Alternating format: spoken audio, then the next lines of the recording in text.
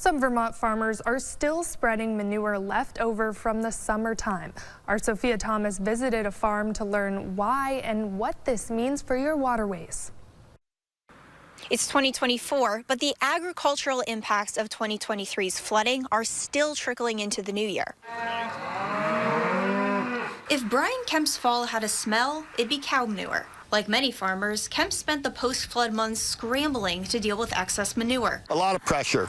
You know, farmers were stressed all summer. Summer is typically the best time to spread manure, when soil is thirsty for water and nutrients. But this summer's flooding saturated the soil, meaning manure couldn't seep in. And manure lagoons where farmers hold manure filled up with water too. We had it way down and it came back up. To avoid runoff, many farmers held off on spreading manure until the fall. Kemp spread his excess by October, spending an additional $25,000 in spreading costs.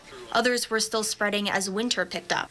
Worried they wouldn't meet the December 15th spreading deadline, farmers worked with the state to issue exemptions to farms needing to spread during the winter. We were trying to be proactive. I'd like to think that we came up with a good plan that was acceptable and that mitigated as much as we could, water pollution.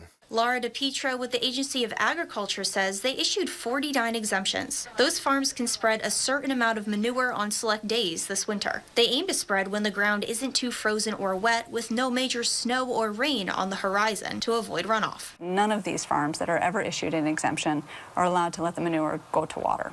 So they're responsible to figure out how to manage it in the most environmentally sensitive way they can. So far, DePietro says one farm's manure leached into a nearby waterway. They're monitoring the other 48 carefully, investigating when calls come in about potential runoff. UVM agronomist Heather Darby says the diluted manure could have serious implications for crops, too. Diluted manure means that there's less nutrients and organic matter, which is really important for building soil health and also important for feeding crops. Darby studied manure content from farms across the state, finding a massive decline in nutrients. She says farms will need to spread around double the manure to achieve the same soil health and crop nutrition. This makes it even more important, Darby says, to time the spread right to avoid runoff.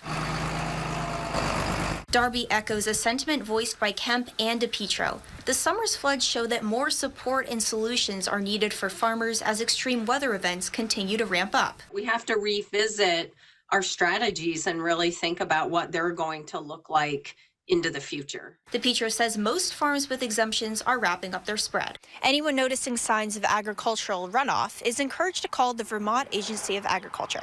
Reporting in Sudbury, Sophia Thomas, Channel 3 News.